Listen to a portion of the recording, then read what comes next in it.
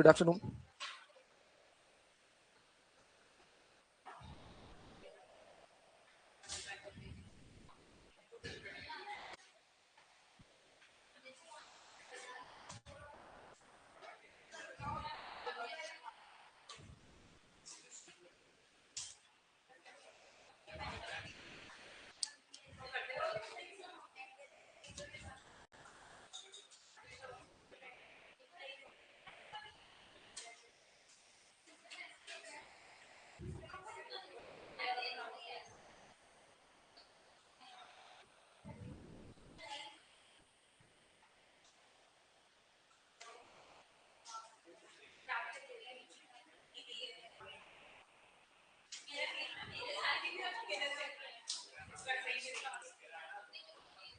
Okay so good afternoon everyone. अरे भाई good पीछे लास्ट में क्या लिख रहे हो तुम? Yes yes yes yes. Okay so chapter number 17 अपन लोग क्या हुआ? बंद है ये, अभी हो जाएगा चालू। क्या हुआ? तुम्हें नहीं मिले नोट्स क्योंकि तुम 3 दिन से छुट्टी पे थे, अब नहीं मिलेंगे। खत्म खत्म। अब नोट्स की वैलिडिटी खत्म हो गई। अब तुमको खुद प्रिंट आउट निकलवाने पड़ेंगे, और जब जाओ तो मेरी भी एक पीडीएफ का निकलवा देना। यस तो chapter number 17 industrial relation code अपन लोगों का चल रहा है। बताओ जरा इसके अंदर अपन लोग क्या पढ़ रहे हैं? हाँ भाई ऋषिता बताओ, इंडस्ट्री मतलब क्या?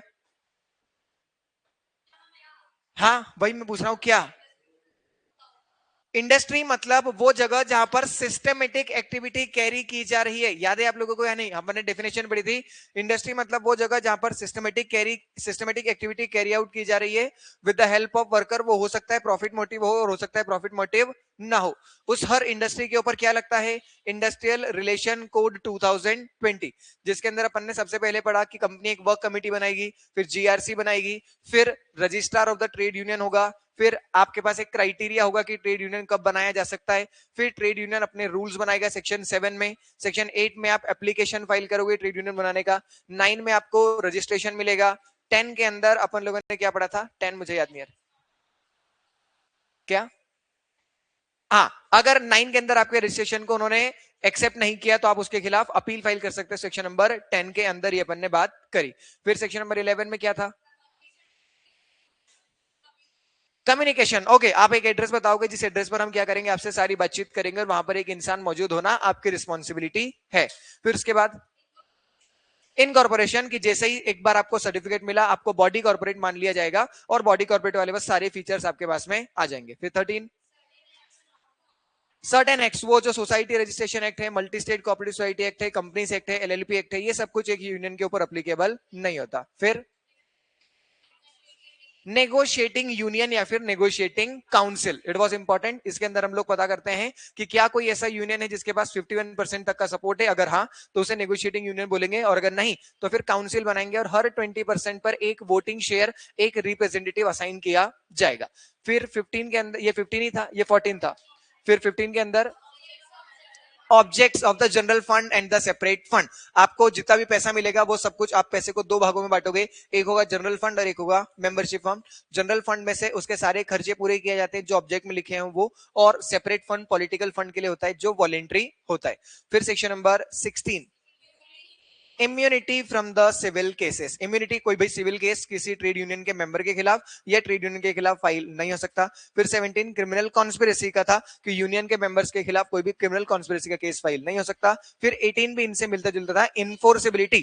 एक यूनियन और एक मेंबर के बीच में जो इंटरनल एग्रीमेंट है उसे वैलिड माना जाएगा पर आप उसे कोर्ट में इन्फोर्स नहीं करवा सकते। यहां तक की बात 18 तक हुआ। फिर 19 भी अपन लोगों ने पढ़ लिया था, right to inspect the books of accounts. कोई भी मेंबर यूनियन का क्या कर सकता है? बुक्स ऑफ अकाउंट्स को इंस्पेक्ट कर सकता है, कोई भी ऑफिस बियर भी कर सकता है। फिर 20 के अंदर अपन ने पढ़ा था राइट ऑफ अ माइनर, कि क्या एक माइनर को ट्रेड यूनियन का मेंबर बनाया जा सकता है? नहीं तो बोले भाई 14 साल से बड़ा जो भी है उसे यूनियन का मेंबर बना सकते हैं और उसके पास वैसे ही पूरे राइट होंगे जैसे कि एक नॉर्मल मेंबर के पास में होते हैं, बस वो हैजार्डस जगह पर काम नहीं करना चाहिए। और अपन ने पढ़ा है कि माइनर तो वैसे भी हैजार्डस जगह पर काम नहीं कर सकता, सिर्फ 18 ईयर से ऊपर वाले लोग ही हैजार्डस ऑपरेशंस में काम कर सकते हैं। यहां तक की सारी बातें अपन कल कर चुके थे, याद है आप लोगों को? आज अपने को इसके आगे बढ़ना है सेक्शन नंबर 21 से, that is disqualification of the office bearer of the trade union. हमने अभी क्या पढ़ा सेक्शन नंबर 20 के अंदर कि कौन ट्रेड यूनियन का मेंबर बन सकता है, तो वो कोई भी जो 14 साल से ज्यादा का हो वो मेंबर बन सकता है। पर अगर आपको क्या बनना है, ऑफिस बियरर। ऑफिस बियरर का मतलब क्या होता है, वो पर्सन जो ट्रेड यूनियन चलाने का काम करते हैं, जैसे प्रेसिडेंट, जैसे वाइस प्रेसिडेंट, जैसे सेक्रेटरी, तो ये वो पर्सन होते हैं जो ट्रेड यूनियन की एक्टिविटीज को मैनेज करते हैं। तो क्या ट्रेड यूनियन का ऑफिस बियरर हर कोई आदमी बन सकता है क्या? Answer is no. वो पर्सन जो कितने साल का होना चाहिए, 18 साल का, कम से कम 18 इयर्स का पर्सन होना चाहिए अगर आपको ऑफिस बियरर बनना है। मेंबर बनना हो तो 14, ऑफिस बियरर बनना हो तो 18। साथ ही साथ जिस पर्सन को हम ऑफिस बियरर बना रहे हैं उसके खिलाफ कोई भी क्रिमिनल रिकॉर्ड नहीं होना चाहिए, उसने कोई भी फ्रॉड, कोई भी थेफ्ट नहीं किया होना चाहिए, वो कभी भी जेल नहीं जाना चाहिए। अगर मान लो वो जेल गया तो क्या आजीवन ऑफिस बियरर नहीं बन सकता? नहीं। जिस दिन जेल से छूटा उसके 5 सालों तक ये वाला प्रोविजन लगता है, 5 साल के बाद उसे वापस क्या बनाया जा सकता है, ऑफिस बियरर बनाया जा सकता है। They can hold office again after 5 years have been passed since they released from the prison। इसके अलावा अगर किसी एक स्पेसिफिक पर्सन को ट्रिब्यूनल ने बोल दिया कि इसे ऑफिस बियरर मत बनाओ, तो ऑफिस बियरर नहीं बनाना, साफ साफ बात। इसके अलावा क्या किसी गवर्नमेंट ऑफिसर को ऑफिस बियरर बना सकते हैं? Answer is no. सबसे पहले बोला गया कि कोई भी मिनिस्टर, मिनिस्टर का मतलब क्या होता है, मंत्री, केंद्र मंत्री हो, राज्य मंत्री हो, किसी भी मिनिस्टर को क्या नहीं बना सकते, ऑफिस बियरर। या वो कोई भी पर्सन जिसने किसी भी गवर्नमेंट पोजीशन को होल्ड किया है उस पर्सन को भी ऑफिस बियरर नहीं बनाया जा सकता। ये बात सेक्शन नंबर 21 के अंदर लिखा हुआ है। हाँ या ना? बराबर बात, कोई समस्या यहां तक? Clear. Section number 22, adjudication of the disputes of a trade union. देखो भाई, एडजुडिकेशन का मतलब होता है डिसाइड करना। एडजुडिकेशन का मतलब क्या होता है, डिसाइड। डिसाइड किस चीज को कर रहे हैं, ट्रेड यूनियन में जो डिस्प्यूट है उसको। तो मान लो ट्रेड यूनियन में है लड़ाई हो गई, तो ट्रेड यूनियन की लड़ाई को किस तरीके से रिजॉल्व किया जाएगा। वैसे तो ट्रेड यूनियन बनाया क्यों जाता है, एम्प्लॉयर और एम्प्लॉय के इंटरेस्ट को प्रोटेक्ट करने के लिए, उनको बैलेंस बनाने के लिए। देखो अभी हमने सेक्शन नंबर 14 के अंदर पढ़ा कि ऐसा भी हो सकता है कि एक ही कंपनी के अंदर एक से ज्यादा ट्रेड यूनियन हो। हाँ या ना? पढ़ा था ना अपने नेगोशिएटिंग यूनियन, नेगोशिएटिंग काउंसिल। तो एक से ज्यादा ट्रेड यूनियन हो सकते हैं। अब मान लो एक कंपनी के अंदर 4 ट्रेड यूनियन है और वो 4 ट्रेड यूनियन आपस में लड़ाई झगड़ा कर रहे हैं, तो वो यूनियन, वो डिस्प्यूट कौन सा हुआ, यूनियन वर्सेस यूनियन। तो यूनियन वर्सेस यूनियन का कोई भी डिस्प्यूट हुआ तो उसे कहां रेफर किया जाएगा, इंडस्ट्रियल ट्रिब्यूनल के अंदर। मेंबर वर्सेस यूनियन के बीच में कोई भी झगड़ा हुआ तो उसे कहां रेफर करेंगे, industrial tribunal. Worker versus union में एडमिशन का है, एक वर्कर बोल रहा है कि मुझे यूनियन में एडमिट कर लो, यूनियन का पार्ट बनाओ, और यूनियन बोल रहा है कि हम आपको एडमिट नहीं करेंगे, तो डिस्प्यूट हो गया, कहां जाएगा, इंडस्ट्रियल ट्रिब्यूनल में। या फिर यूनियन और यूनियंस के बीच में, अपन ने पढ़ा था कभी कभी क्या होता है, अलग अलग ट्रेड यूनियन मिलकर के एक सेंट्रल ट्रेड यूनियन बनाते हैं, याद है आप लोगों को? जैसे मान लीजिए इंदौर का एक ट्रेड यूनियन है, उज्जैन का एक ट्रेड यूनियन है, भोपाल का एक ट्रेड यूनियन है, देवास का एक ट्रेड यूनियन है। ये चारों ट्रेड यूनियन मिलकर के एक सेंट्रल ट्रेड यूनियन बनाना चाहते हैं। अब वो सेंट्रल ट्रेड यूनियन बना दिया और उसके बाद आपस में अगर झगड़ रहे हैं तो वो झगड़े को भी कहां रिजोल्व किया जाएगा, इंडस्ट्रियल ट्रिब्यूनल के अंदर। तो डिस्प्यूट कोई से भी तरह का हो, वो यूनियन वर्सेस यूनियन हो, मेंबर वर्सेस यूनियन हो, वर्कर वर्सेस यूनियन हो, या फेडरेशन का डिस्प्यूट हो, हमेशा मैटर कहां रेफर किया जाएगा, इंडस्ट्रियल ट्रिब्यूनल में। कोई भी सिविल कोर्ट को अलाउ नहीं किया गया है कि वो इंडस्ट्रियल ट्रिब्यूनल को सुने। इंडस्ट्रियल ट्रिब्यूनल सिर्फ कौन सुन सकता है, मतलब इंडस्ट्रियल डिस्प्यूट कौन सुन सकता है, सिर्फ इंडस्ट्रियल ट्रिब्यूनल, इसके अलावा किसी दूसरे पर्सन को अलाउड नहीं। कोई समस्या यहां तक? बोलो इन दो सेक्शन में कोई समस्या? Then comes section number 23, proportion of the office bearer to be connected with the industry। देखो भाई क्या बोल रहे हैं इस सेक्शन के थ्रू, इनका कहने का ये मतलब है कि इंडस्ट्री के अंदर ये जो ट्रिब्यूनल बना रहे हैं अपन, इस ट्रिब्यूनल के, ट्रिब्यूनल भी नहीं, सॉरी माय बैड, यूनियन, ये जो ट्रेड यूनियन अपन बना रहे हैं, इस ट्रेड यूनियन के अंदर ऑफिस बियरर कौन होगा? तो क्या बोल रहे हैं कि ऑफिस बियरर वो पर्सन होना चाहिए जो इसे चला रहा है। मतलब क्या, जो वर्कर है वही क्या होना चाहिए, ऑफिस बियरर होना चाहिए। नहीं तो पता क्या चलेगा कि वर्कर्स काम कर रहे हैं और यूनियन चलाने वाला जो है वो वर्कर नहीं है, तो उसे कोई मतलब ही नहीं है कि वर्कर को क्या समस्या आ रही है, वर्कर क्या प्रॉब्लम फेस कर रहे हैं। वो इम्पैथी, वो सिंपैथी आपको कब फील होगी, जब आप उसी में से एक पार्ट होंगे तब। बराबर। तो जो मजदूर है, जो वर्कर्स हैं, उन्हीं में से कोई मजदूरों का नेता होना चाहिए, बराबर। पर कभी कभी क्या होता है ना, कुछ ऐसे यूनियन होते हैं जिसमें मजदूर बहुत ज्यादा अनपढ़ इलिटरेट होते हैं, तो ऐसे केस में आपको आउटसाइडर को भी रखना पड़ता है ताकि वो आपके यूनियन को चलाने में मदद करें। इसका मतलब यूनियन के ऑफिस बियरर में दो लोग होते हैं, एक इंटरनल और दूसरा आउटसाइडर या फिर एक्सटर्नल। आई बात समझ में? इंटरनल मतलब कौन? जो कंपनी के अंदर काम कर रहे हैं वही, वो भी ऑफिस बियरर बन सकता है। और एक्सटर्नल मतलब कौन? जो कंपनी से कनेक्टेड नहीं है। जैसे कि मान लो मुझे मुझे ही किसी ट्रेड यूनियन का मेंबर बना लिया, क्या मैं उस यूनियन में उस कंपनी के अंदर काम करता हूं क्या? नहीं। पर मुझे पता है क्यों बनाया, क्योंकि मुझे चारों लेबर लॉ के बारे में जानकारी है। उनको नहीं पता लेबर लॉ में क्या लिखा है, पर मुझे तो पता है। तो उन्हें मेरी मदद चाहिए थी, तो उन्होंने क्या बोला कि सर आप भी हमारे यहाँ पर क्या बन जाओ, सेक्रेटरी हमारे यूनियन के अंदर बन जाओ। तो इसका मतलब आउटसाइडर और इंटरनल दोनों पर्सन ऑफिस बियर बन सकते हैं। पर कितने कितने लोग आउटसाइडर बन सकते हैं और कितने लोग इंटरनल होने चाहिए, वो इस सेक्शन के अंदर लिखा हुआ है। तो उन्होंने क्या बोला है कि एक एक यूनियन के अंदर टोटल जितने भी ऑफिस बियरर्स हैं उसका 1/3 या फिर 5, विच एवर इज लेस, क्या हो सकते हैं? Outsider. Which ever is less क्या होते हैं? आउटसाइडर। ध्यान से सुनना, एक कंपनी है जिसके अंदर टोटल कितने ऑफिस बियरर्स हैं? 30। कितना ऑफिस बियरर है? 30। 30 का 1/3 कितना हुआ? 10 या फिर 5, विच एवर इज लेस कितना आया? 5। तो इसके अंदर ये जो 30 ऑफिस बियरर है इसमें से 5 कौन हो सकते हैं? आउटसाइडर। और 25 कौन होंगे? कंपनी के एम्प्लॉइज। 25 कौन होंगे? कंपनी के एम्प्लॉइज। ये क्यों किया हमने? क्योंकि हम चाहते थे कि real workers run the show. Run the show का मतलब क्या है कि ट्रेड यूनियन वही लोग चलाएं जो वहां पर काम कर रहे हैं, सिर्फ बाहर वाले लोग मिलकर के नहीं चलाने चाहिए, बराबर। हालांकि यहां पर दो बातों का ध्यान रखना। जब आप बात अनऑर्गेनाइज सेक्टर की करते हो, अनऑर्गेनाइज सेक्टर का मतलब क्या है? जैसे कि कंस्ट्रक्शन, जैसे कि स्ट्रीट वेंडिंग, मतलब जहां पर बहुत ज्यादा लोग पढ़े लिखे लिटरेट नहीं है, ऐसे केस में 1/3 की जगह कितना कर दिया? 50। वहां पर कितना कर दिया? 50। तो 50% आउटसाइडर होंगे और 50% इंटरनल। जब भी बात करेंगे कि कौन आउटसाइडर नहीं है, तो क्या बोला है? वो एम्प्लॉय जो पहले काम करता था और अब रिटायर हो चुका है, उसे आउटसाइडर मत बोलना, उसे क्या काउंट करना? इनसाइडर। और रिट्रेन्ड एम्प्लॉय, रिट्रेन्ड एम्प्लॉय का मतलब क्या होता है? जिसे नौकरी से एम्प्लॉयर निकाल देता है, तो रिट्रेन्ड एम्प्लॉय को भी क्या माना जाएगा? इनसाइडर। उसे आउटसाइडर कंसीडर नहीं करना। हाँ या ना? क्या बात समझ में आई? चलो एक काम करो, यहां तक रीड करो, ये एक बार रीड करवा देता हूं एग्जांपल। मान लेते हैं कि एक ट्रेड यूनियन है जिसके अंदर कितने ऑफिस बियरर्स हैं? 12। बताओ 12 का 1/3 कितना होता है? 4। 4 और 5 दोनों में से कम किया? 4। तो आउटसाइडर कितने हो सकते हैं? 4। अब 4 के अंदर उन्होंने क्या बोला है? If the union wants to hire a retired veteran worker. Retired veteran का मतलब क्या होता है? पुराना अपना ही एम्प्लॉय। तो क्या इसे आउटसाइडर मानेंगे? नहीं। तो इसे प्रेसिडेंट बना सकते हैं। और एक लोकल लॉयर को लीगल एडवाइजर बनाना है, तो रिटायर्ड वर्कर को इनसाइडर मानेंगे, लॉयर को आउटसाइडर मानेंगे, और टोटल आउटसाइडर कितने हो सकते हैं? 4, बराबर। चलो रीड करो 23 तक के सेक्शन एक बार।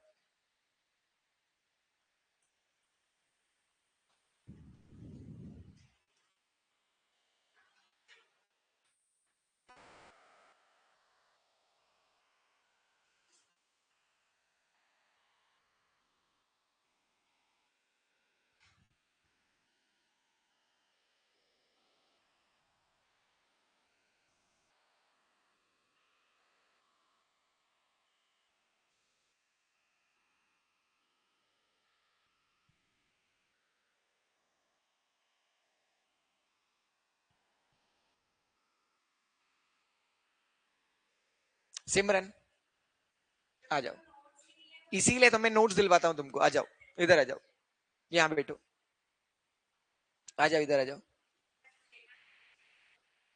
कोई बात, ऐसे आ जाओ।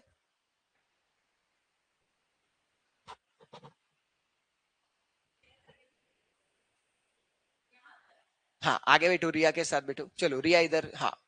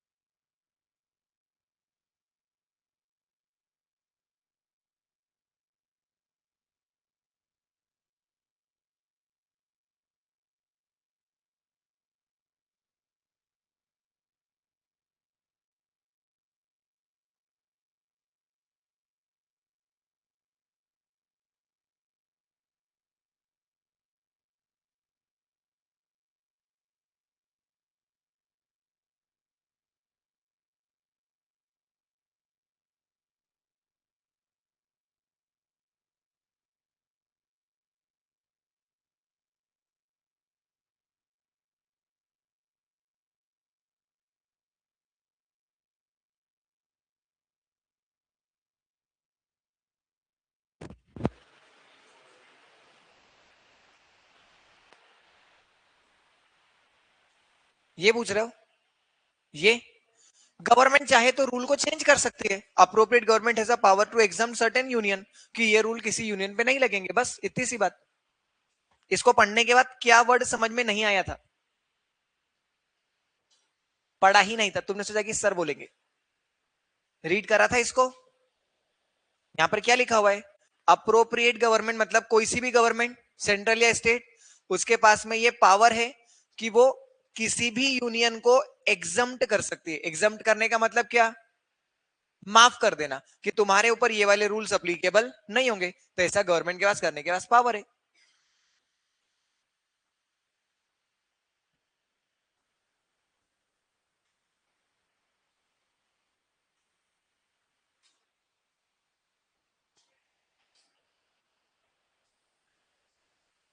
अपील होगी ना, इनका ही ट्रिब्यूनल भी बना हुआ है खुद का।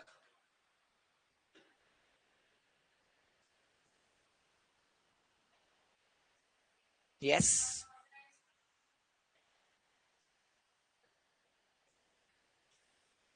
अनऑर्गेनाइज्ड में रहेगा 50-50, ऑर्गेनाइज में रहेगा 1/3 और 5 विच एवर इज लोअर। बोलो, और कोई समस्या हो तो बोलो। यहां तक कोई दिक्कत? पक्का क्लियर है यहां तक बात? चलिए आगे बढ़ते हैं। Section number 24, change of the name, amalgamation, notice of the change and its effect. क्या बोल रहे हैं भाई? कि क्या एक यूनियन अपना नाम बदल सकती है क्या? 100% बदल सकती है, पर नाम बदलने से पहले कितने लोगों से पूछना पड़ेगा? 2/3 ऑफ द टोटल मेंबर, जितने आपके मेंबर्स हैं उनमें से कितने लोगों से पहले पूछ लो? 2/3 लोगों से, एटलीस्ट 2/3 लोगों से पूछ लो। वो हाँ कर दे तो नाम बदल दो, हमें कोई समस्या नहीं। मर्जिंग या फिर अमलगमेशन, क्या हम हमारे यूनियन को किसी दूसरे यूनियन के साथ में मर्ज कर सकते हैं क्या? हमने बोला कर दो, पर करने से पहले किससे पूछना पड़ेगा? गवर्नमेंट के प्रिस्क्राइब्ड रूल्स। और ये हमारे कोर्स का पार्ट नहीं, हमारे पास भी आएगा तो हम क्या बोलेंगे कि वो जो गवर्नमेंट के रूल्स हैं वो रूल्स फॉलो करने के बाद यूनियन को मर्ज किया जा सकता है। अगर आपको नाम चेंज करना हो तो नाम चेंज करने के लिए आपको एक नोटिस देना पड़ेगा। और नोटिस कौन साइन करेगा? सेक्रेटरी, और कम से कम कितने लोग? 7। कितने लोग? 7 मेंबर्स एंड सेक्रेटरी। अगर आपको अमलगमेशन भी करना है तो अमलगमेशन के लिए भी साइन कौन करेगा? सेक्रेटरी, और 7 member of each union. Each union का मतलब क्या है? जो जो यूनियन इन्वॉल्व हो रहे हैं उन सबको। जैसे कि देखो, एक इंदौर का ट्रेड यूनियन है जो अमलगमेट होना चाहता है, और एक उज्जैन का, दो अलग अलग यूनियन है। दोनों ने मिलकर के बोला कि एक काम करते हैं, एक ही यूनियन बना लेते हैं। तो या तो ये इसमें मर्ज हो जाएगा या ये इसमें मर्ज हो जाएगा। तो इसके 7 लोगों की साइन चाहिए, इसके 7 लोगों की साइन चाहिए, इसके सेक्रेटरी की साइन चाहिए, और इसके सेक्रेटरी की साइन चाहिए। तो दोनों के सेक्रेटरी की साइन चाहिए और दोनों के 7-7 मेंबर्स की साइन अपने को रिक्वायर्ड होगी। जैसे रजिस्ट्रार के पास में शुरू में पावर था कि वो आपको यूनियन नहीं बनाने देता अगर उसको नाम कैसा लगता, आइडेंटिकल और सिमिलर। वो आपको नाम चेंज नहीं करने देगा अगर उसको लगेगा कि नया नाम कैसा है, आइडेंटिकल या फिर सिमिलर। वही सेम प्रोविजन। इसके अलावा क्या नाम चेंज करने से आपके राइट वाइट चेंज होंगे क्या? नहीं।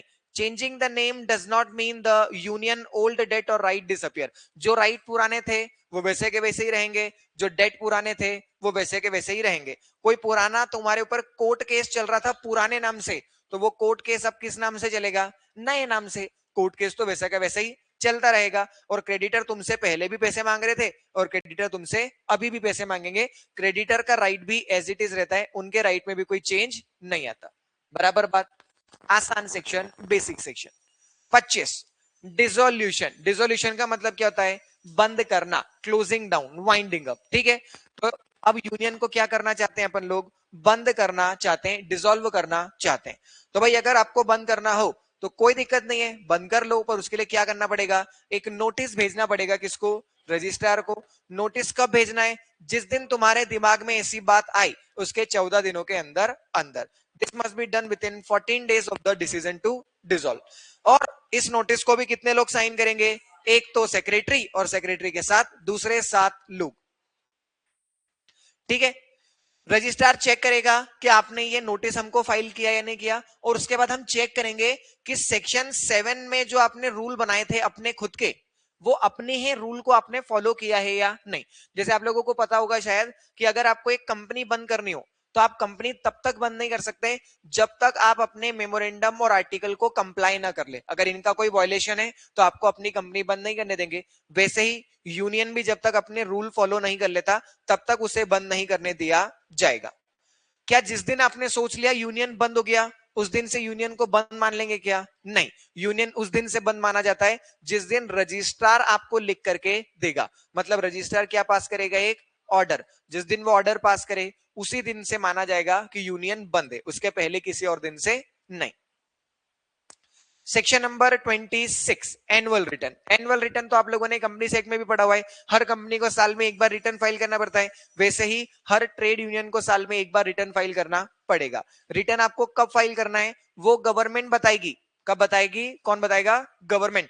Every year by a specific date set by the government. और गवर्नमेंट ने बताई नहीं अभी कि कौन सी डेट है, जो भी डेट होगी उसके ऊपर आपको एनुअल रिटर्न फाइल करना पड़ेगा। यूनियन का ईयर कौन सा मानते हैं अपन? यूनियन फाइनेंशियल ईयर फॉलो नहीं करती है। यूनियन क्या फॉलो कर रही है? Calendar year. This report cover the calendar year ending on the दिसंबर 31। तो 1 जनवरी से लेकर के 31 मार्च में आपने जितना कुछ, 1 जनवरी से 31 दिसंबर जितना भी आपने किया वो आपको रिपोर्ट करना पड़ेगा। तो फाइनेंशियल ईयर फॉलो नहीं करते, कैलेंडर ईयर को ये लोग फॉलो करते हैं।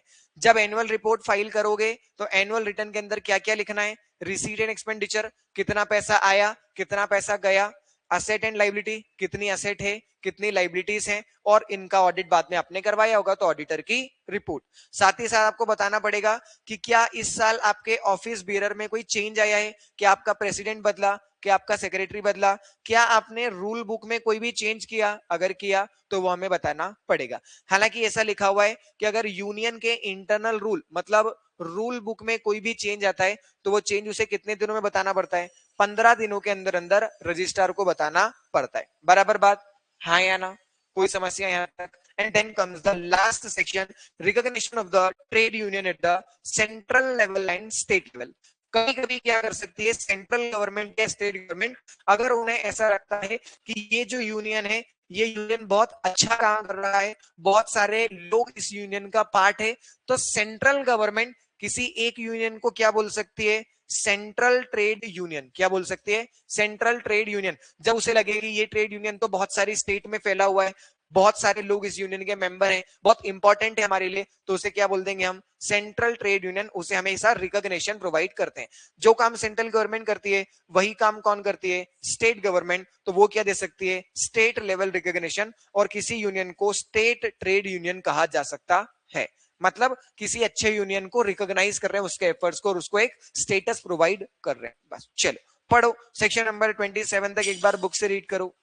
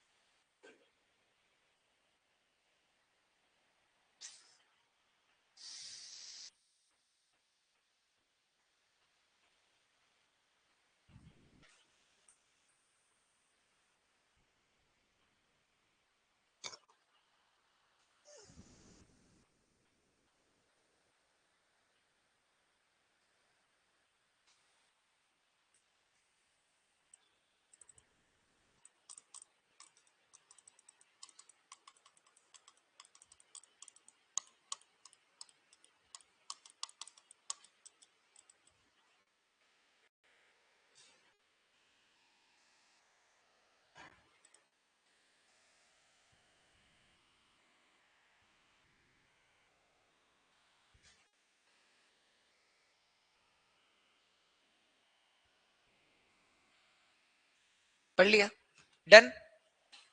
रीडिंग कर रहे हो अभी? 2 मिनट और।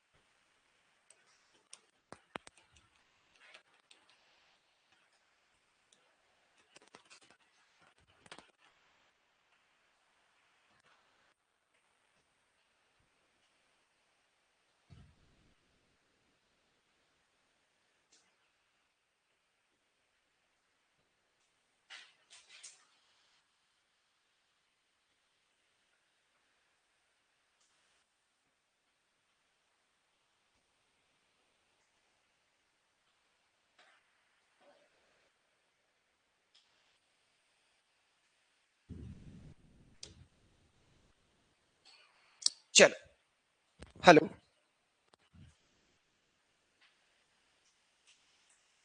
पढ़ लिया?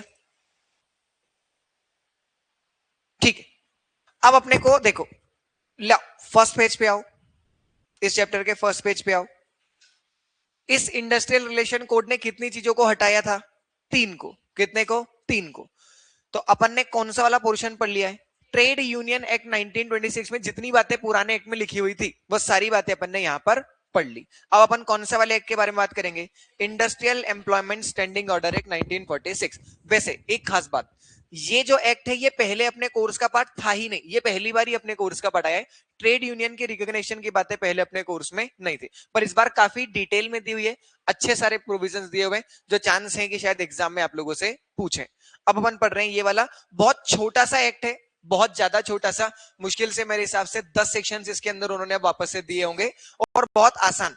वो जो स्टैंडिंग ऑर्डर वर्ड है, अगर वो स्टैंडिंग ऑर्डर वर्ड आपने समझ लिया तो आगे के जो सेक्शन है वो बहुत फटाफट से खत्म हो जाएंगे। देखो, स्टैंडिंग ऑर्डर का मतलब क्या होता है?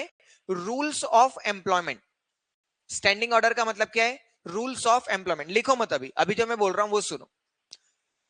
एम्प्लॉयज को सुबह कितनी बजे आना है, शाम को कितनी बजे जाना है, लंच ब्रेक कितनी बजे होगा, टी ब्रेक कितनी बजे होगा, वो कितने ड्यूरेशन का होगा। एक एक फैक्ट्री के अंदर 4 गेट है, आपको कौन से गेट से आना है और कौन से गेट से जाना है। जब आप आएंगे तब आपके कपड़ों की तलाशी ली जाएगी, जब जाओगे तो कपड़े की तलाशी ली जाएगी। कैंपस के अंदर बीड़ी, सिगरेट, तंबाकू, शराब कुछ भी नहीं पीना है। 2 दिन छुट्टी मारी तो डबल पैसा कटेगा। आपको वीक में एक छुट्टी मिलेगी जो ट्यूसडे के दिन होगी। इसके अलावा कोई छुट्टी चाहिए तो उसके लिए 5 दिन पहले एचआर के पास एप्लीकेशन फाइल करनी पड़ेगी। ये सारी बातें जिस डॉक्यूमेंट में लिखा होता है उस डॉक्यूमेंट को बोलते हैं स्टैंडिंग ऑर्डर। क्या बोलते हैं उसे? Standing order. स्टैंडिंग ऑर्डर का मतलब क्या? Service rule. सर्विस मतलब जब हम एम्प्लॉयमेंट की सर्विस देते हैं तो उसे सर्विस बोलते हैं, तो वो सर्विस रूल, या फिर इसे कह सकते हैं रूल्स ऑफ एम्प्लॉयमेंट, या फिर इसे कह सकते हैं कोड ऑफ कंडक्ट, कि जब आप एम्प्लॉयमेंट की सर्विस देंगे तो वहां पर क्या आपको बातों का ध्यान रखना है, कैसा आपका कंडक्ट होना चाहिए। वो सब बातें जिस चीज में लिखी होती है उसे क्या बोलते हैं? Standing order. अब अगर ये 3 चीजें आपको लिखनी हो तो एक बार लिख लो फटाफट से, और फिर मैं आगे का पढ़ाता हूं।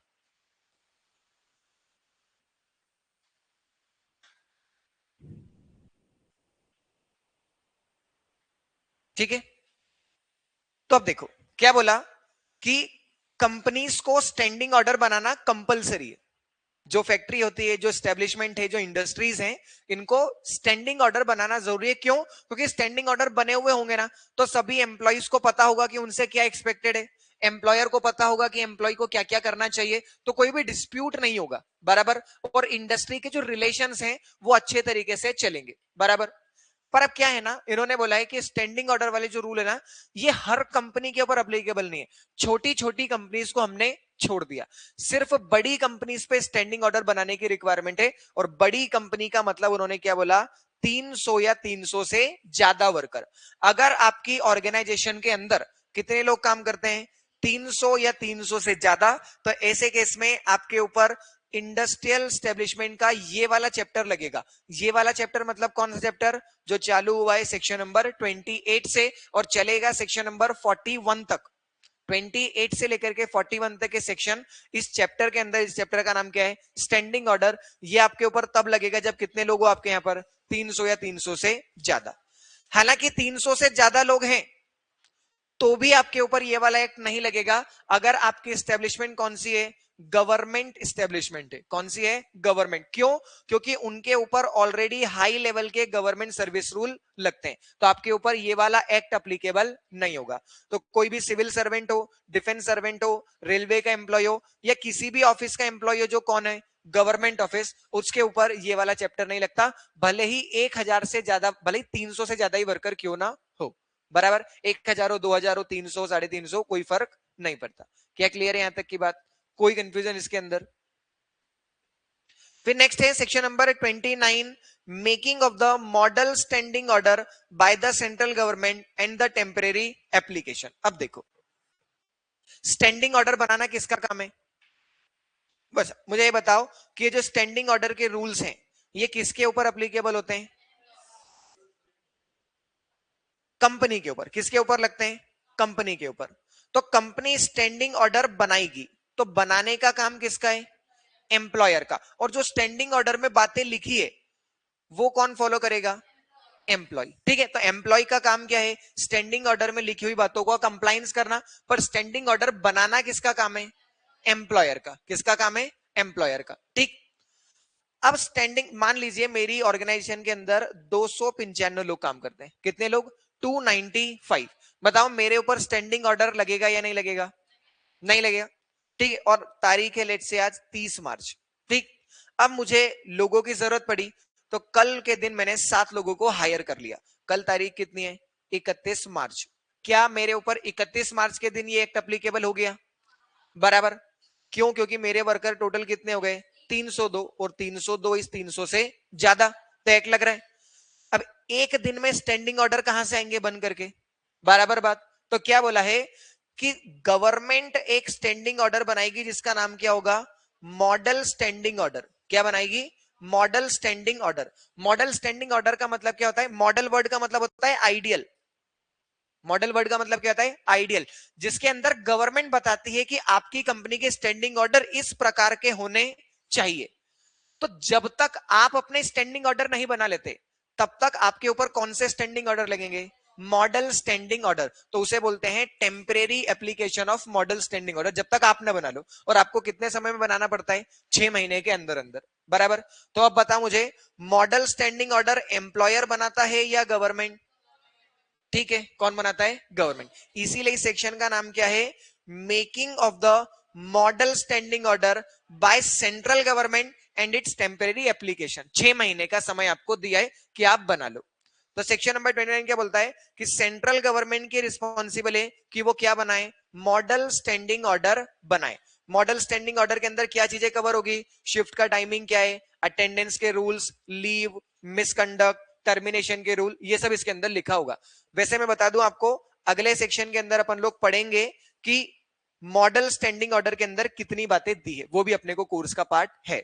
तो जो भी बातें मॉडल स्टैंडिंग ऑर्डर के अंदर है, तो मॉडल स्टैंडिंग ऑर्डर प्रिपेयर कौन करेगा, सेंट्रल गवर्नमेंट। तो देखो, the moment this chapter becomes applicable to the factory, और ये चैप्टर कब अप्लीकेबल होगा, जैसे ही आप 300 से पार हुए या 300 पे आए, तो model standing order automatically start applying.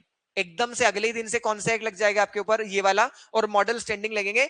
There is no gap where no rule exist, क्योंकि आपको तो बनाने में टाइम लगेगा ना रूल्स, तो गैप नहीं आना चाहिए बीच में। उतने समय के लिए आपके ऊपर क्या लगेंगे, मॉडल स्टैंडिंग ऑर्डर। ठीक है, और मॉडल स्टैंडिंग ऑर्डर सिर्फ कितने समय तक लगते हैं, 6 महीने तक। आगे चल करके अपन लोग पढ़ेंगे। These model rule stay in force from the day law applies until the day factories on certified standing order are officially approved। जब तक आप अपने रूल नहीं बना लेते तब तक ये वाले रूल्स आपके ऊपर अप्लीकेबल होंगे। बोलो, बराबर बात यहां तक की, कोई समस्या इसके अंदर, कोई समस्या यहां तक? एक काम करो, 2 सेक्शन रीड करो, सेक्शन 28 और 29, फिर आगे बढ़ते हैं।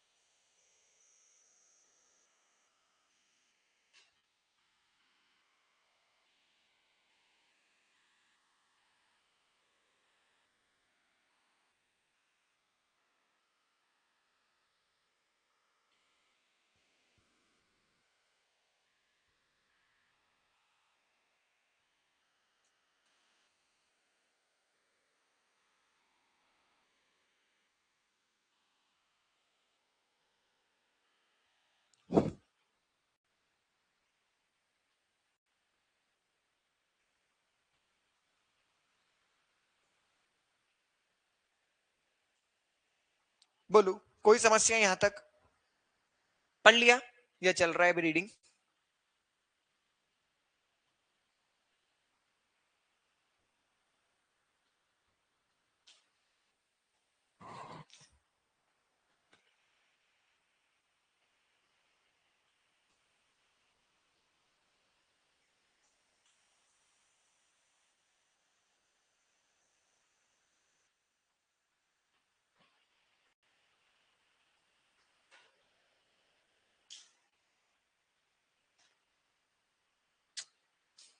ठीक है, डन यहां तक? चल, देन कम सेक्शन नंबर 30। वैसे तो हमने क्या बोल दिया कि जब तक तुम लोग तुम्हारे रूल्स नहीं बना लेते तब तक तुम्हारे ऊपर क्या लगेंगे? Model standing order. अरे पर मॉडल स्टैंडिंग ऑर्डर तो सिर्फ कितने समय तक लगते हैं? 6 महीने तक। तो ये 6 महीने के अंदर अंदर तुम्हें अपने खुद के बनाने पड़ेंगे ना रूल्स। तो उसे क्या बोलते हैं? Preparation of draft standing order by employer. बनाने की रिस्पॉन्सिबिलिटी किसकी है? एम्प्लॉयर की। ड्राफ्ट वर्ड यूज क्यों किया है? क्योंकि आप बनाओ फिर उसको चेक करवाना किससे? गवर्नमेंट ऑफिसर से। एक सीओ करके ऑफिसर आएगा, सर्टिफाइंग ऑफिसर। उस सर्टिफाइंग ऑफिसर से जब अप्रूव करवा लोगे तो ये ड्राफ्ट स्टैंडिंग ऑर्डर को क्या बोलेंगे? Certified standing order. क्या बोलेंगे फिर उसे? Certified standing order. तो शुरू में क्या है? ड्राफ्ट स्टैंडिंग ऑर्डर, और जब वो कंप्लीट हो जाएंगे तो क्या बन जाएंगे? सर्टिफाइंग। तो आपको तो क्या बनाना है? ड्राफ्ट। सर्टिफाई तो उसे गवर्नमेंट का ऑफिसर करेगा। तो क्या बोल रहे हैं? Employer is responsible for writing the draft. और ड्राफ्ट स्टैंडिंग ऑर्डर कहां से निकाल करके बनाना है? मॉडल स्टैंडिंग ऑर्डर से। जो बातें मॉडल स्टैंडिंग ऑर्डर में लिखी है उसको देख देख के तुम तुम्हारे हिसाब से रूल बना लो। उसमें छोटे मोटे चेंज करना हो तो कर सकते हैं क्या? हाँ, but can tweak them to fit the specific nature. आप अपने हिसाब से उसे चेंज करना चाहो तो कर सकते हो। वापस से वही बात, पर ड्राफ्ट स्टैंडिंग ऑर्डर के अंदर ऐसी कोई बात मत लिखना जो इस एक्ट के कंसिस्टेंट में ना हो। जैसे अपन ने लिखा था ना कि मेमोरेंडम आर्टिकल में कुछ बात मन से लिखनी हो तो लिखो, पर ऐसी बात मत लिखना जो किसको ओवरराइड करे? कंपनी सेट को। तो वही बात यहां पर लिखी है कि तुमको अपने स्टैंडिंग ऑर्डर बनाना है तो बनाओ, पर वो कैसे होने चाहिए? They should be consistent. अगर वो इनकंसिस्टेंट हुए तो फिर काम नहीं चलेगा, उसे रिजेक्ट कर दिया जाएगा। और ये काम तुम्हें कितने समय में करना है? 6 महीने के अंदर अंदर। Within 6 month from the date of the code start applying to them. बोलो यहां तक कोई समस्या इस सेक्शन में? अब बोला कि जब स्टैंडिंग ऑर्डर बनाओगे तो स्टैंडिंग ऑर्डर के अंदर क्या क्या बातें आपको लिखनी पड़ेगी? मैटर्स टू बी प्रोवाइडेड, और उसका सर्टिफिकेशन किस तरीके से करवाया जाएगा। तो क्या बोल रहे हैं? स्टैंडिंग ऑर्डर कैसे होते हैं? जैसे एक फैक्ट्री का कॉन्स्टिट्यूशन है, बराबर। For any big establishment there must be a clear set of rule. देखो क्यों बनवाते हैं standing order? So that worker know their right and employer can maintain the discipline. एक डिसिप्लिन का बिहेवियर आप तब मेंटेन कर पाओगे जब एम्प्लॉइज को ये पता होगा कि उनसे क्या उम्मीदें की जा रही है। Checklist. Every standing order must cover 11 core areas. कितनी बातें उसके अंदर होनी चाहिए? ये 11 बातें मोटी मोटी उसके अंदर होनी चाहिए। सबसे पहला, वर्कर का क्लासिफिकेशन। वर्कर परमानेंट है, वर्कर टेम्परेरी है, वर्कर एपरेंट है, या प्रोबेशनर है, या बदली पे आया है, या फिर फिक्स टर्म एम्प्लॉयमेंट के अंदर आया है। परमानेंट का मतलब क्या? जो वहां पर काम कर रहा है। टेम्परेरी का मतलब क्या? जो कॉन्ट्रैक्ट बेसिस पर आया है। अप्रेंटिस का मतलब क्या होता है? मतलब जो ट्रेनीज होते हैं वो। प्रोबेशन का मतलब क्या होता है? कि जब जॉब ज्वाइन करने के लिए आप जाते हैं तो कुछ समय तक आपको प्रोबेशन, पता है आप लोगों को प्रोबेशन का मतलब क्या होता है? जैसे मान लीजिए आप लोग सीएस बनेंगे, उसके बाद जब नौकरी करने के लिए जाएंगे तो मान लेते हैं कि आप रिलायंस कंपनी के अंदर काम करने गए। तो रिलायंस इंडस्ट्रीज लिमिटेड आपको जब जॉब लेटर देगी तो वो क्या बोलती है कि शुरू के 4 महीने हम आपको क्या रखते हैं? प्रोबेशन पीरियड पे। किस पे रखते हैं? प्रोबेशन। हम देखेंगे कि आप किस तरीके से काम कर रहे हैं, कंपनी में फिट हो रहे हैं या नहीं हो रहे, और फिर उसके बाद आपको वापस से एक ऑर्डर इशू किया जाएगा कि आप कंपनी के परमानेंट एम्प्लॉय हो गए। तो उस पीरियड में क्या बोलते हैं अपने को? प्रोबेशनर। क्या बोलते हैं? प्रोबेशनर। तो प्रोबेशनर हो ये भी आपको बताना पड़ेगा। बदली मतलब वो जो शिफ्ट के टाइमिंग के हिसाब से आते हैं वो, तो वो आपको बताना पड़ेगा। वर्कर का क्लासिफिकेशन देना पड़ेगा कि हमारे यहाँ पर इतने तरह के वर्कर्स हैं। दूसरा आपको बताना है manner of intimating to worker period and hours of work, holiday, pay day and wage rate. उनका वेज पीरियड कितना है, उनको छुट्टियां कितनी मिलेगी, पैसा कैसे मिलेगा, ये सारी बातें भी उस सर्विस रूल के अंदर लिखा हुआ होना चाहिए। इसके अलावा शिफ्ट की वर्किंग, टाइम क्या है आप लोगों का काम करने का, नाइट शिफ्ट है, मॉर्निंग शिफ्ट है, इवनिंग शिफ्ट है, वो इसके अंदर लिखा हुआ होना चाहिए। अटेंडेंस एंड लेट कमिंग, किस तरीके से रोज आकर के आपको अपनी अटेंडेंस मार्क करनी है। बायोमेट्रिक हो सकता है, रजिस्टर पे साइन हो सकती है, फेस अटेंडेंस हो सकती है, कोई सी भी। और अगर लेट आओगे तो आपके साथ में क्या होगा, जैसे ऐसा रूल हो सकता है कि महीने में एक बार 15 मिनट तक लेट हुए तो कोई दिक्कत नहीं, 2 बार लेट हुए तो आधे दिन की सैलरी, 4 बार लेट हुए तो 1 दिन की सैलरी, जो भी है वो आपको क्या करना पड़ेगा, लिखना पड़ेगा स्टैंडिंग ऑर्डर के अंदर। इसके अलावा condition of and procedure for applying the leave, अगर आपको छुट्टी मारनी है, आपको हॉलीडे चाहिए, तो हॉलीडे के लिए पहले परमिशन मांगनी पड़ेगी। अरे जैसे मैं बोल रहा हूं कि मान लेते हैं कि मैं यहाँ पर काम कर रहा हूं, तो यहाँ पर हमको महीने की 3 छुट्टी मिलती है। कितनी छुट्टी, 3। मान लो मुझे 6 दिन की छुट्टी चाहिए, तो क्या नहीं देंगे? हो सकता है कोई मेडिकल इमरजेंसी हो, तो छुट्टी तो मुझे लगेगी, तो क्या बोल रहे हैं, छुट्टी तो मिलेगी, पर छुट्टी के लिए आपको क्या करना पड़ेगा, एप्लीकेशन फाइल करनी पड़ेगी। और एप्लीकेशन का प्रोसीजर भी कहां लिखा होना चाहिए, स्टैंडिंग ऑर्डर के अंदर लिखा होना चाहिए। इसके अलावा requirement to enter premise by certain gate and liability to search, कौन से गेट से आना है, हमने बोल दिया ना कि 4 गेट है, पर एम्प्लॉइज को आना गेट नंबर 3 से, मतलब 3 से ही आना है। और लाइबिलिटी टू सर्च हम पहले से ही क्लियर कर देते हैं कि हमारे यहाँ पर आते वक्त और जाते वक्त दोनों समय एम्प्लॉइज की तलाशी ली जाती है। जैसे बैंक में एम्प्लॉइज की तलाशी होती है आते वक्त तो जाते वक्त, कि भाई यहां से कैश लेकर के तो नहीं जा रहा है कोई, तो कोई गलत बात नहीं इसके अंदर। गलत बात कब होगी, जब आपने बताया नहीं और सर्च की, इसलिए पहले ही क्या कर दो, स्टैंडिंग ऑर्डर के अंदर लिख दो कि हमारे यहां पर तो ऐसा होता है। Closing and reporting of the section of industrial establishment, temporary stoppage of the work, right and liability of the employer and worker arising therefrom, क्या कुछ समय के लिए आपने कंपनी बंद करते हो, जैसे ऐसा हो सकता है कि हमारी जो ऑर्गेनाइजेशन है, हमारी जो फैक्ट्री है, वो हर बार अक्टूबर के 1 से 15 तक छुट्टी पे रहती है, 1 से 15 तक हम क्या करते हैं, उसे बंद कर देते हैं। तो ऐसे केस में क्या उस समय पे छुट्टी के पैसा मिलेगा या नहीं मिलेगा, मिलेगा तो आधे रेट से मिलेगा या पूरी रेट से मिलेगा, वर्कर के क्या राइट होंगे उस समय पर, एम्प्लॉयर के क्या राइट होंगे, क्या एम्प्लॉयर किसी इमरजेंसी की सिचुएशन में बुला सकता है, ये सारी बातें कहां लिखी होनी चाहिए, स्टैंडिंग ऑर्डर के अंदर लिखी होनी चाहिए। इसके अलावा कब वर्कर को टर्मिनेट किया जा सकता है, and the notice thereof to be given by the employer and worker, अगर वर्कर छोड़कर जाना चाहे तो 4 महीने का नोटिस देना पड़ेगा, एम्प्लॉयर निकाले तो 1 महीने का नोटिस देना पड़ेगा। जो भी बात है वो स्टैंडिंग ऑर्डर में पहले से ही लिखी होनी चाहिए, ताकि डिस्प्यूट ना हो। हम इस एक्ट को पढ़ ही क्यों रहे हैं, ताकि डिस्प्यूट कम से कम हो। और इसीलिए इस चैप्टर का नाम क्या है, इंडस्ट्रियल रिलेशन, कि वर्कर और एम्प्लॉयर्स के बीच में, मतलब वर्कर और एम्प्लॉयर के बीच में कोई भी कॉन्फ्लिक्ट नहीं आना चाहिए, उसे हम कम से कम कोशिश करने की कर रहे हैं। बराबर यहां से बात। इसके अलावा सस्पेंशन और dismissal for the misconduct and act of omission which constitute misconduct, क्या करने पर माना जाएगा कि आपने मिसकंडक्ट किया है, और कौन से मिसकंडक्ट करने पर आपको सस्पेंड कर सकते हैं या फिर डिसमिस। हो सकता है सेक्सुअल हरेसमेंट आपके यहां पर क्या हो, मिसकंडक्ट, और वो करने पर आपको क्या कर दिया जाए, सस्पेंड या फिर डिसमिस, पर ये आपको पहले से लिखना पड़ेगा। अपन ने पॉश पढ़ा था तब भी आया था ऐसा कि सेक्सुअल हैरेसमेंट मिसकंडक्ट है, ये आपको अपने एम्प्लॉइज को बाय वे ऑफ नोटिस बताना पड़ता है, तो ये नोटिस ही तो है। स्टैंडिंग ऑर्डर बनाना मतलब एक तरीके से नोटिस देना।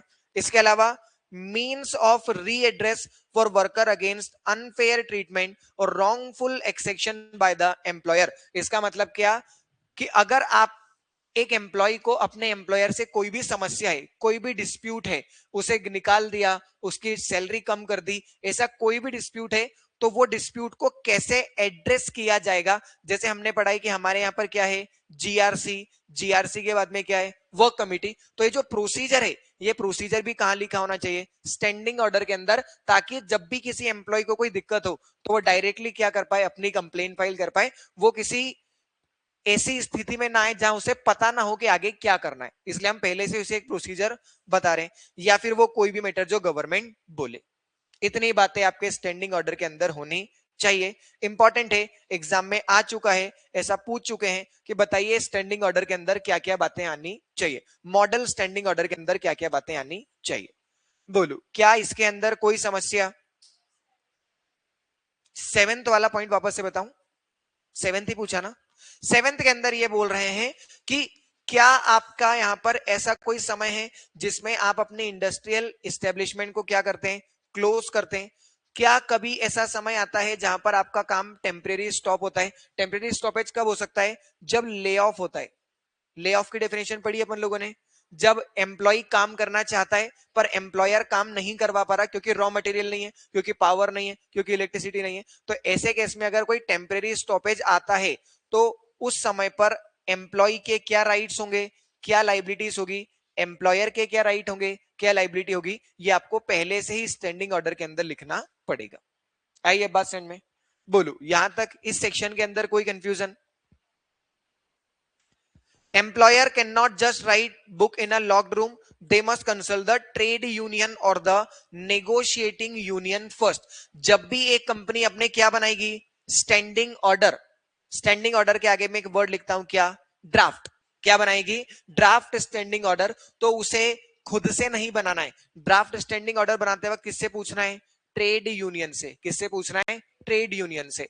क्योंकि रूल लगेंगे तो उन्हीं के ऊपर ना, तो ट्रेड यूनियन से पूछने के बाद ही आपको करना पड़ेगा।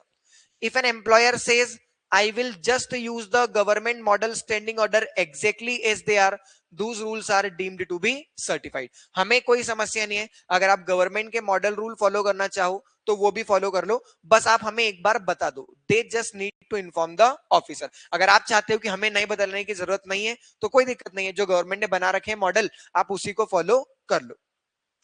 Once certifying officer gets the draft, आपको कितने समय में करना है ये सब कुछ? 6 महीने के अंदर अंदर। 6 महीने के अंदर अंदर आप ड्राफ्ट स्टैंडिंग ऑर्डर बना करके किसको भेजोगे? सर्टिफाइंग ऑफिसर को। किसको भेजोगे? सर्टिफाइंग ऑफिसर को। सर्टिफाइंग ऑफिसर के पास कितना समय है? 60 दिन का, to finish the process. Finish the process का मतलब क्या? वो आपके ड्राफ्ट स्टैंडिंग ऑर्डर को किससे चेक करेगा? मॉडल स्टैंडिंग ऑर्डर से, और चेक करेगा कि आपने ऐसी कोई बात तो नहीं लिखी जो इंडस्ट्रियल रिलेशन कोड 2020 के अगेंस्ट में हो। और ये सब काम उसको कितने दिनों में करना है? 60 डेज के अंदर अंदर। If they sit on it and don't reply within 60 days, certifying officer अगर 60 दिन में काम नहीं करता, the rules are automatically certified, deemed approval मान लिया जाएगा। बोलो हाँ या ना? सर्टिफाइंग ऑफिसर चेक करेगा कि आपने जो भी रूल बनाए हैं वो फेयर और रीजनेबल है या नहीं, और उसे किससे कंपेयर करते हैं? मॉडल स्टैंडिंग ऑर्डर से। बोलो यहां तक कोई समस्या? यहां तक कोई समस्या? पक्का? चल एक काम करो, 29-30 पढ़ो। 29 तो पढ़ लिया था क्या पहले ही, या बचा है? 30-31 पढ़ा, पढ़ो। 30-31 पढ़ो। क्या? मैं एक बार देखता हूं, शायद कुछ गलती हुई है वहां पर। जब तक तुम एक बार रीड करो, सेक्शन में कुछ ऊपर नीचे हुआ है शायद।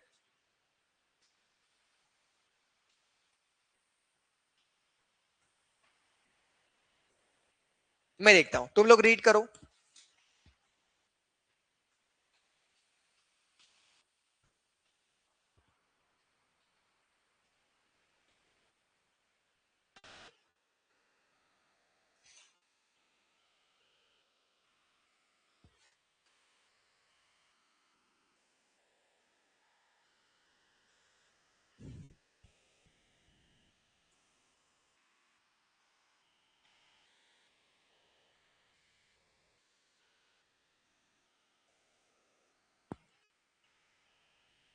ठीक, ये जो है ना सेक्शन 30, ये सेक्शन 30 ही है। इसे ऐसा मानिए कि it is a part of section 30। वो ऊपर वाला भी सेक्शन 30 था और ये भी सेक्शन 30 का ही पार्ट है।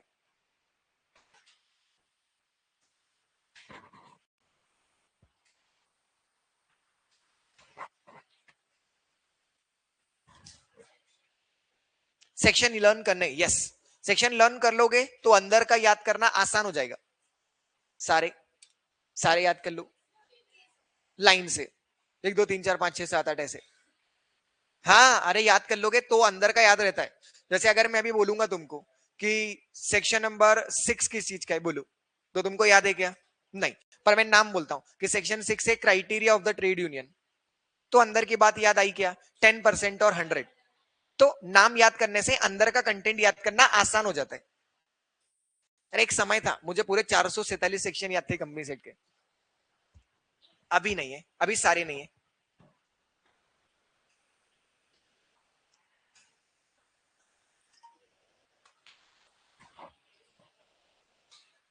और याद करने का तरीका बहुत आसान है, सुबह शाम इसको दवाई गोली जैसे लेते जाओ। सुबह सुबह 9 से 9:15 बैठता था, मुझे अच्छे टाइम भी याद है मुझे, 9 से 9:15 बैठता था, और बेयर एक का प्रिंट आउट था मेरे पास में सेक्शन लिस्ट का। तो एक सेक्शन में शॉर्ट टाइटल दिया है, 2 में डेफिनेशन दिए, 3 में कंपनी बनाने का दिया हुआ है, ऐसे करके सेक्शन नंबर बोलता था और फिर सेक्शन का कंटेंट देख देख के 5-7 दिन बाद तो याद हो गया था। फिर से वो ऐसी भैया सामने पड़ी रहती है अपने वो प्रिंट आउट, पर अपने को उसको देखने की जरूरत नहीं पड़ती है, एज इट इज याद हो जाते हैं। और एक बार याद कर लिया तो फिर भूलते थोड़ी। अगर आप ये चीज 7-8 दिन कर लोगे तो उसके बाद तो आपको हैबिट, एक बार हैबिट हो गई ना तो कोई दिक्कत ही नहीं। सारे सेक्शन लिख करके एक साथ दे दूं, हाँ ये भी कर दूंगा, चलो ये भी कर दूंगा।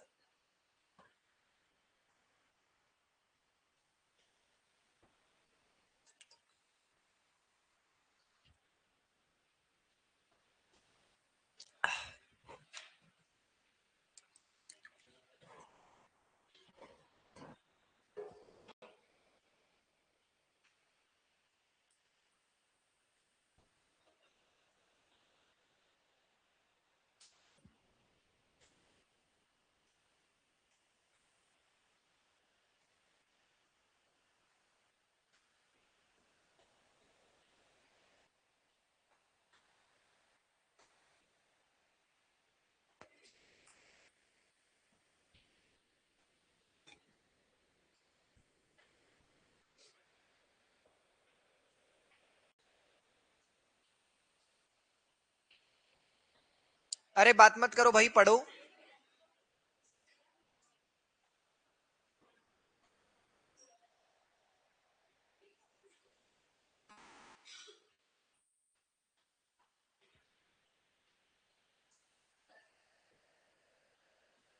बोलो यहां तक कोई समस्या?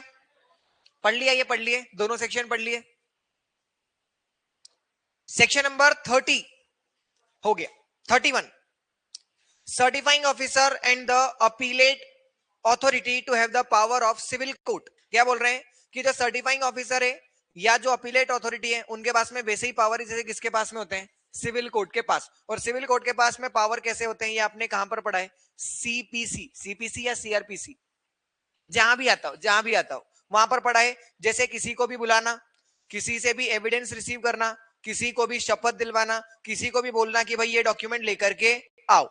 For certain criminal law purpose for lying और bothering the court they are treated as a civil court. इनको क्या माना गया है, सिविल कोर्ट माना गया है। ठीक है, कोई समस्या यहां तक? फालतू सेक्शन बिल्कुल याद करने की जरूरत नहीं, पढ़ के खत्म। 32 important, section 32 is the appeal. Any party unhappy with the certifying officer decision can file an appeal। देखो भाई, सर्टिफाइंग ऑफिसर कौन सा डिसीजन ले रहा है जिससे अपन खुश नहीं है? देखो, एम्प्लॉयर ने क्या बोला कि मैंने बना लिए हैं ड्राफ्ट स्टैंडिंग ऑर्डर, और ये ड्राफ्ट स्टैंडिंग ऑर्डर अपन ने किसको भेज दिए, सर्टिफाइंग ऑफिसर को। सर्टिफाइंग ऑफिसर पता है क्या करता है, इन ड्राफ्ट स्टैंडिंग ऑर्डर की एक कॉपी भेजता है ट्रेड यूनियन को। किसको भेजता है, ट्रेड यूनियन को। Trade union in standing order को चेक करता है और बोल देखते हैं वो लोग कि इसमें कोई ऐसी बात तो नहीं लिखी है जो वर्कर के अगेंस्ट में हो। अगर उन्होंने कोई ऑब्जेक्शन फाइल किया तो वो ये ऑब्जेक्शन किसको बताते हैं, सर्टिफाइंग ऑफिसर को। सर्टिफाइंग ऑफिसर किसके पास भेजता है, एम्प्लॉयर के पास, कि सही कर दो। फिर एम्प्लॉयर सही करके भेजता है और फिर वापस से सर्टिफाइंग ऑफिसर के पास आते हैं। सर्टिफाइंग ऑफिसर इसे अप्रूव करता है और ये सारी रामायण कितने दिनों में होती है, 60 दिनों के अंदर अंदर। 60 दिनों के बाद सर्टिफाइंग ऑफिसर ने जो ड्राफ्ट स्टैंडिंग ऑर्डर को क्या बनाया है, सर्टिफाइंग स्टैंडिंग ऑर्डर। उन सर्टिफाइड स्टैंडिंग ऑर्डर से अगर आप खुश नहीं है तो आप क्या कर सकते हैं, अपील फाइल। और खुश कौन नहीं होगा, एम्प्लॉयर। जब ड्राफ्ट स्टैंडिंग ऑर्डर और सर्टिफाइड स्टैंडिंग ऑर्डर में कुछ अंतर हो और वो अंतर किसने किया हो, सर्टिफाइंग ऑफिसर ने, वो ऐसा कर सकता है ना। अरे आपने तो लिख दिया कि हमारे यहाँ पर वर्कर की शिफ्ट 9 घंटे चलेगी, 9 घंटे चलने देंगे क्या हम तो कितनी चलने देंगे, 8 घंटे, क्योंकि ऐसा ही रूल में। तो ड्राफ्ट स्टैंडिंग ऑर्डर और सर्टिफाइंग स्टैंडिंग ऑर्डर में अंतर आ गया, तो किसको पसंद नहीं आई ये बात, एम्प्लॉयर को। तो एम्प्लॉयर क्या कर सकता है, अपील फाइल कर सकता है। वैसे ही अपील कौन फाइल कर सकता है, ट्रेड यूनियन, या फिर अगर ट्रेड यूनियन नहीं है तो ऐसे केस में कोई भी रिप्रेजेंटेटिव फाइल कर सकता है। बराबर। ये सब काम कितने दिनों में करना है तुमको अपील फाइल करने का, 60 डेज के अंदर अंदर। कितने दिनों के अंदर अंदर? 60 डेज। जिस दिन आपके पास में सर्टिफाइंग ऑफिसर के ऑर्डर आए उसके 60 दिनों के अंदर अंदर ये काम कर लो। हालांकि 60 दिनों के बाद भी करोगे तो कोई समस्या नहीं। और अथॉरिटी का नाम क्या है? अपीलेट अथॉरिटी, जिसके पास में अपील फाइल की जाएगी। बोलो कोई समस्या इसके अंदर? आसान, बिल्कुल basic. Section number 33, date of the operation of standing order and its availability. Standing order कब से एप्लीकेबल होंगे? देखो section 33 tell us exactly when the rule boom become active and legally binding. ये जो अपन ने स्टैंडिंग ऑर्डर बनाए हैं ये कब से एप्लीकेबल होंगे? तो देखो जिस दिन सर्टिफाइंग ऑफिसर ने इसे पास किया वैसे तो उसी दिन से एप्लीकेबल हो जाने थे, पर अगर ट्रेड यूनियन ने अपील फाइल कर दी तो जब तक अपील डिस्पोज ऑफ नहीं हो जाती तब तक एप्लीकेबल नहीं होगा। तो अगर किसी ने अपील फाइल नहीं करी, if the certifying officer send the approved copy and nobody files an appeal, rule start working 30 days after the copy were send. 30 दिन दिए जाते हैं कि तुम अपने हिसाब को क्या कर लो, इसको एडजस्ट। क्या इन 30 दिनों में कुछ भी एप्लीकेबल नहीं होगा? होगा। क्या? Model standing order. तो इन 30 दिनों में भी मॉडल स्टैंडिंग ऑर्डर तो लगते रहेंगे। अगर किसी ने अपील फाइल कर दी तो फिर कब एप्लीकेबल होगा? 7 days after the final order. जिस दिन अपील का ऑर्डर आया उसके 7 दिनों के बाद ये वाले रूल एप्लीकेबल हो जाएंगे। और आपकी कंपनी के जो भी स्टैंडिंग ऑर्डर है ये स्टैंडिंग ऑर्डर आपको क्या करने पड़ते हैं? लोगों को बताने पड़ते हैं, क्योंकि बनाए तो उन्हीं के लिए ना, इसलिए उन्हें क्या करने पड़ेंगे? डिस्प्ले करना पड़ेगा। Employer must maintain the final text of the standing order in a way that worker can actually understand, जैसे वर्कर को समझ में आ पाए। और ऑफ कोर्स कौन सी भाषा में आपको यूज करना है? इंग्लिश और लोकल लैंग्वेज। जैसे इंदौर में है तो क्या? हिंदी। तो वर्नेकुलर लैंग्वेज होना चाहिए। बोलो इसके अंदर कोई समस्या? बोलो कोई समस्या? पक्का? पक्का क्लियर है यहां तक बात? सिमरन थोड़ा सा इधर शिफ्ट हो, तुम दिख नहीं रही हो मुझे। यस, फोन चला रही हो तुम। Register of the standing order, ठीक है। हाँ, स्टैंडिंग ऑर्डर का आपको क्या करना पड़ता है? रजिस्टर मेंटेन करना पड़ता है। Section 34 ensure that standing order are public document. Standing order क्या है? पब्लिक डॉक्यूमेंट, कोई भी आकर के इसे पढ़ सकता है। Once a rule book is certified it should not be just exist between employer and worker. Certifying officer must maintain official record. Certifying officer क्या करेगा? उसका एक रिकॉर्ड मेंटेन करके रखेगा ताकि कोई भी पर्सन उसे देखना चाहे तो देख सकता है, including a researcher, lawyer and a new worker. कोई भी वर्कर ज्वाइन करने से पहले क्या बोलेगा कि लाओ तुम्हारी कंपनी के स्टैंडिंग ऑर्डर मुझे बताओ, मुझे अच्छे लगेंगे तो ही कंपनी ज्वाइन करूंगा। तो सर्टिफाइंग ऑफिसर का काम है कि वो क्या करे? हर स्टैंडिंग ऑर्डर की एक कॉपी अपने पास में बना करके रखे। हो सकता है वो कॉपी किस फॉर्म में हो? फिजिकल फॉर्म में, या हो सकता है वो किस फॉर्म में हो? इलेक्ट्रॉनिक फॉर्म में। और उसे कोई भी आम जनता क्या कर सकती है? एक्सेस। हालांकि उसके लिए आपको क्या करना पड़ेगा? छोटी सी फीस पे करनी पड़ सकती है। बिल्कुल फालतू सेक्शन, एग्जाम में आने के लिए कोई रेलेवेंस नहीं, पर दिया हुआ है तो पढ़ना है। Section number 35, duration and modification of the standing order. तुम तो ये सोचो कि मैं एसबीएलएल का पार्ट ए तुमको ऐसे बुक से नहीं पढ़ाता हूं, नहीं तो अपन आज कहां होते? बहुत पीछे। शायद पार्ट ए ही चल रहा होता, क्योंकि ऐसी फालतू बातें उन्होंने एसबीएलएल में भी लिखी है। मॉड्यूल के अंदर ये सारी फालतू बातें वहां पर भी लिखी हुई है, पर मैंने नोट्स लिखे तो उन सब फालतू बातों को हटा दिया। यहां पर अभी मैं लिख नहीं पाया हूं, अगली बार ये भी ऐसे ही पढ़ाऊंगा। Duration and modification of the standing order. ये जो स्टैंडिंग ऑर्डर बनाए हैं ये कब तक चलेंगे और क्या इसमें कोई चेंज किया जा सकता है? तो generally a standing order, once a standing order start operating nobody can ask to change it for 6 month. अरे भाई अभी अभी तो बनाए हैं, 6 महीने तक इनमें कोई मॉडिफिकेशन नहीं कर सकते। This ensure rules have a chance to work before being tinkered with. Tinkered with का मतलब क्या होता है? हटाना, छेड़े करना। तो छेड़े करने से पहले क्या बोला कि 6 महीने चला करके तो देखो यार, क्योंकि 6 महीने का समय लगता है किसी भी चीज को एप्लीकेबल होने में। तो क्या बोला कि एक बार रूल बन गए ना, अब 6 महीने तक इनमें कोई चेंज नहीं करो, 6 महीने चला करके देखो, तुम अपने आप पसंद आने लग जाएंगे। If the employer and the worker both agree that a change is needed immediately. पर अगर एम्प्लॉयर और वर्कर दोनों बोल रहे हैं कि नहीं, इन स्टैंडिंग ऑर्डर से काम नहीं चल सकता। देखो एक पार्टी बोले तो हमने क्या बोला कि 6 महीने तक कुछ नहीं होगा, पर अगर दोनों पार्टी बोल रही है, एक रूल फॉलो करवाने वाला और एक रूल फॉलो करने वाला, दोनों ही बोल रहे हैं कि रूल गलत है, तो ऐसे केस में they don't have to wait for the 6 month. तो फिर 6 महीने रुकने की जरूरत नहीं। जब चल ही नहीं रहे काम तो 6 महीने रुक करके क्या करेंगे? They can apply for the modification any time. तो फिर वो मॉडिफिकेशन अप्लाई कर सकते हैं किसी भी समय। कौन अप्लाई करेगा? या तो एम्प्लॉयर, या फिर वर्कर, या फिर उनके बिहाफ पे काम करने वाले लोग, मतलब कौन? Trade union.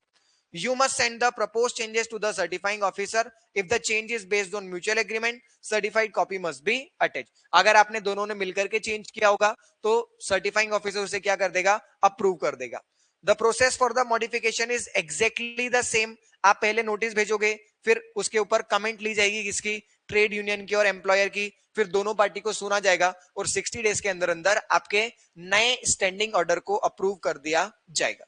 ठीक है, चलो पढ़ो 35 तक पढ़ो एक बार, 35 तक रीड करो।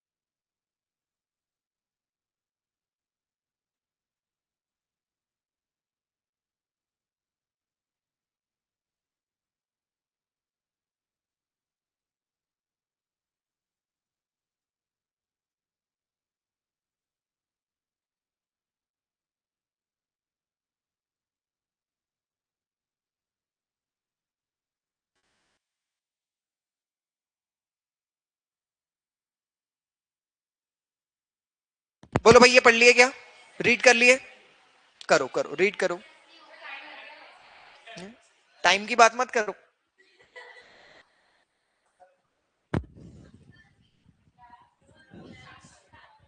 चलो, अरे छोटे से सेक्शन नहीं है इसमें, क्या बचा भाई? देखो 36 क्या बोल रहा है?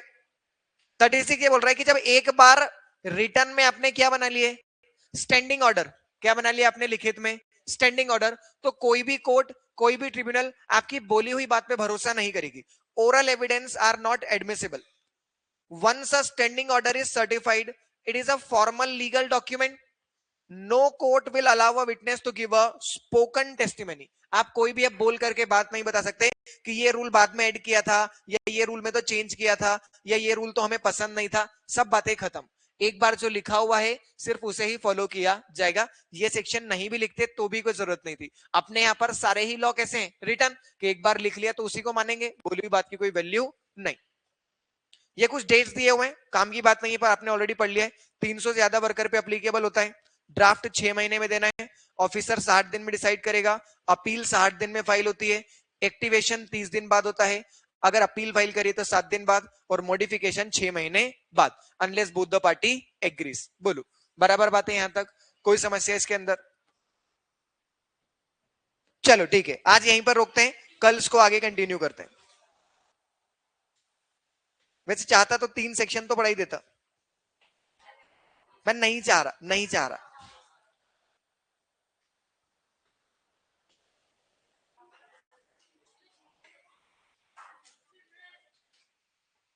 चलो भाई ऑनलाइन वालों, बाकी की बातें करते हैं कल।